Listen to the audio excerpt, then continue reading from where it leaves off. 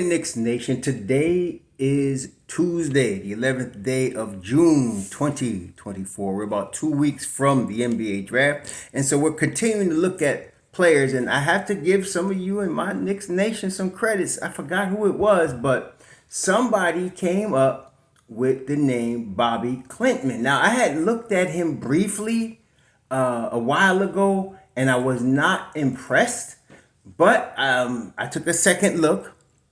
And I was impressed. I think what it was is I have a bias against people that play in Australia. I don't know why.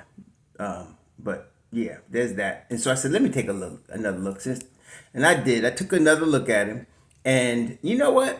I like him. I like him. The only question, again, to me, okay, there are three questions that I really need to know of any player. And it's hard to see it in some of the videos because of what they highlight of the video. I don't want to see people dunking or blocking shots. That don't mean nothing, especially in the league. All that means is foul trouble and limitations. Okay, so no, I want to see a motor. I want to see footwork, especially defense. Okay, I want to see defense. I want to see a motor, and I want to see IQ, basketball IQ, and overall NBA level athletic ability. Now, with this kid, he has the overall athletic ability. I like his defensive footwork. I like his IQ for the most part. What I don't know, though, is his motor. I don't know what kind of motor he has. If he has a motor, he becomes second on my draft board. If he has a motor, I can't tell you. Right now, I got him fourth on my draft board. Deron Holmes, Khalil Ware, Ryan Dunn, Bobi Klintman. I got him fourth on my draft board in the first round. I like his size, 6'10", wingspan, 6'11". A very versatile young boy, very versatile. And what I'm looking at, and again, a lot of people, when they I look at things a little different as you might than a lot of people. What a lot of people look at when they scout these players is they're looking at their weaknesses in terms of their ability to come in the NBA and play tomorrow. I don't look at any of these guys as being able to come in the NBA and play tomorrow. I look at them as being able to come in the NBA and be developed in 2 years so that they can play. Okay? And I look at most guys like that. Even guys that are really good when they come out, I'm thinking, what are they going to be like in 2 years? What are they going to be like in 4 years? Are they going to still be in the league? Are they going to be better? Can they get better? What's their upside? And so I look at that when I'm looking at players. So I don't look at all their weaknesses and they got to work on this and they got to work on that. No, I know they're going to work on these things if they're coming to the Knicks. Okay? But sometimes you could work on something and it don't mean you're going to get better. Sometimes you just limit it. Okay? It is what it is, right? Like everybody kept whining about RJ Barrett working on his right hand and nobody could stop him going left.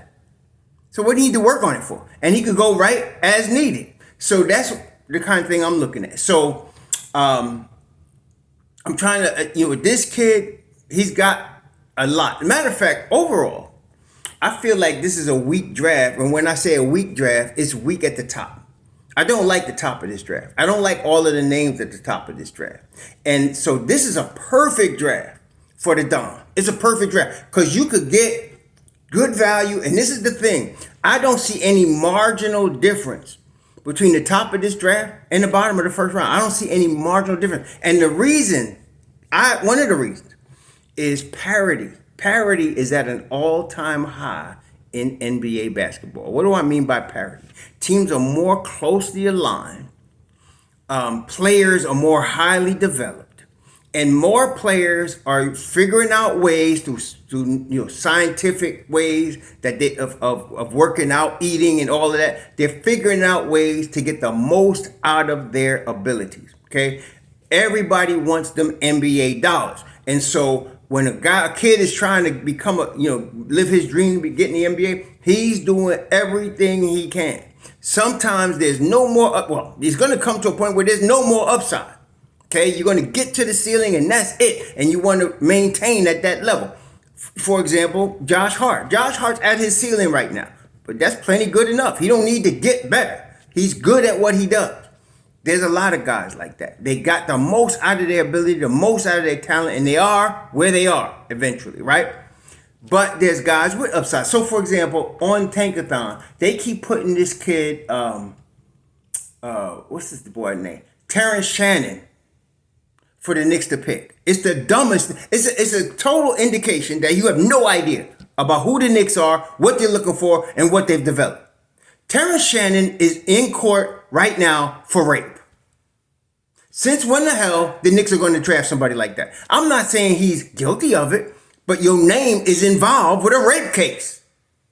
You got to clear that up. Not only that, the boy 24. And you talking about a 24-year-old involved with a rape case, and you want the Knicks to draft him? What the hell? See what I'm saying? Some people. And then there's Tyler Kolek, the point guard. Come on now. We already got a point guard.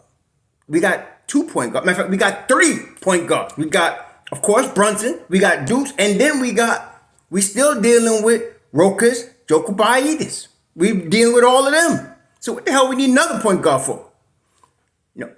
See? So that's what I'm saying. But there's a number of players now. And I like Klintman. Klintman's, to me, in my first round, okay, this is the order. Deron Holmes, which to me, I'm still seeing him at the bottom of some draft boards in the first round. Some of them have him, just outside the lottery. But if that young man drops, to me, that's the number 1 pick for the Knicks. I like him, 6'9". He's got skills. He's going to be 22. 7-foot wingspan, motor. I'm liking Deron Holmes. So there's Deron Holmes. I got Khalil Ware, same reasons. He's a guy that could possibly even play a big 4. Some of y'all been tripping about Lauri Markkanen. No, we don't need him because we got Juju. But this kid Ware has the ability to maybe become a Markkanen type of player in a couple of years. Then you have Ryan Dunn, which we all know. Now, I think I got Ryan Dunn both on my first round and my second round, because he might drop because of his offensive limitations, but he's perfect for tips. He's perfect for tips. He can't shoot now, but we can make that up. That's all right. We could work on that. But the boy's defense is NBA level now. Right now. He can step on the court, guard anybody. Right now. So I like him. Then Klintman, then Furphy, then George, then Edey. I'm not sold on Edey's motor. I know he's tall. This ain't street ball. You got to be able to play. You got to be able to play minutes at a high level. You got to bring a motor. You could be all kind of tall. But the league is about movement. Can you run? How long can you run? Very important. So I'm not sold on Edey's motor. I'm not all blinded by his 7'5" and all that. There's been a lot of guys like that in the league. Lots of them. Okay? That didn't even pan out. Okay, so I hope Edey is gonna be good for his own sake. Make some money for your fan, boy. But I got him 1, 2, 3, 4, 5, 6, 7th on my list. I also got him second on my second round list. Second round list: Dunn, Edey, Iguodaro, Shyman, boy from Creighton, Baylor Shyman. Yeah. So first round: Holmes, Ware, Dunn, Klintman, Furphy, George, as Keyshawn George, 19 years old, and then, of course, and Edey. Second round: Dunn, Edey, Iguodaro, Shyman. A lot of nice, prospects. Like I said, there's a lot of parity in the league. So any of these guys could be as good as anybody else in the first round. See, Holmes could be as good as anybody in the first round. So could Ware. Okay? They could be as good as anybody. Klintman, too. You just never know. And so the Knicks have opportunity to get real. And that's another thing you're looking at. Value. One thing, if you haven't, please learn what value means, because the Don got it down to a science. He got value down to a science. That is, you're getting the most talent for the least money. That's value. Okay? Let me say it again. You're getting the most talent for the least money. So if you could get a Mitchell Robinson in the second round, you could get a Deuce McBride in the second round, a Jokubaitis in the second round. That's value, because these guys could play in the NBA. Okay, and in the case of Deuce and Mitchell at a high level, and you got them in second round money. That's value. And this is a product again of parity, because everything is evening it out now. There's a couple of guys, obviously, like your Ants, right?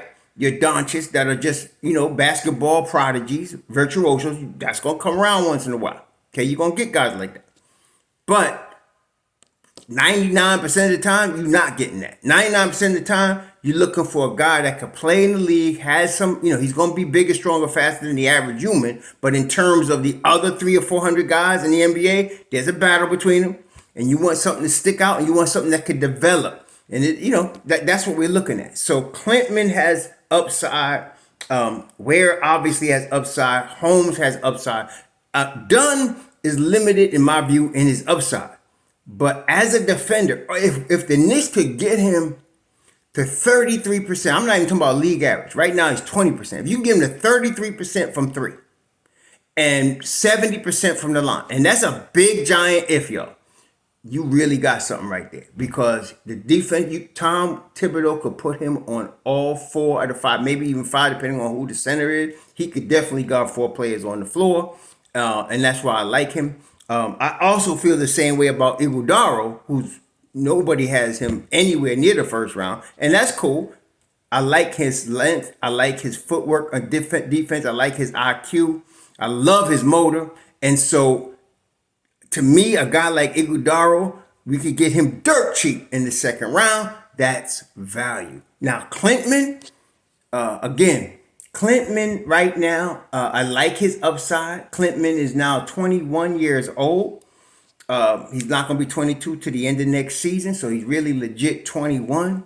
Again, he's from Sweden, which I also like that. The only guys I don't like from overseas, as y'all would probably know by now because I've been burnt, is the French guys. I'm not trusting no French guy. I don't care if it's Wembanyama. I don't give a crap who it is. Don't come at me with no French dudes. I'm just done with French. Croissant, soft. No. Okay? No. So, but Klintman's from Sweden. Got that international understanding. A little bit of more of man of the world. Okay? Somebody that can handle himself in foreign lands. And not like, for example, here, you got the guy, Terrence Shannon, right? 24 years old, getting in trouble for rape. I mean, I don't care if he didn't do it. But apparently he was one or 2 guys with the girl right there. So maybe he was there. Maybe he was the actual perpetrator. I don't know. But what are you doing there? And why are you hanging out with that for? See, we don't need that. You don't need that. You need a guy that has an understanding of how to handle himself as a young man being away from home instead of being pampered and spoiled and entitled. We don't need that in the New York Knicks locker room. So, yeah, Klintman I like. And so, yeah, I put him right now as 4th on my draft board. But if he shows a motor, and I got to look at some more video of him, the skills stuff they like to show, and that's cool. But you know what? Skills, you're playing in the league. So until you get out there, it's hard to see if you could actually translate any of them things that look good when nobody's guarding, right? But motor, that translates. Okay, motor translates. So I'm looking for motor, and I'm hoping to see some with Clinton, because if that's the case, he moves right under Deron Holmes as 2nd on my list. And that's today's video. Bobi Klintman, definite prospect. Thank you all for bringing him to my attention, causing me to take a second look at him. And I'm glad I did. Y'all enjoy your Tuesday. So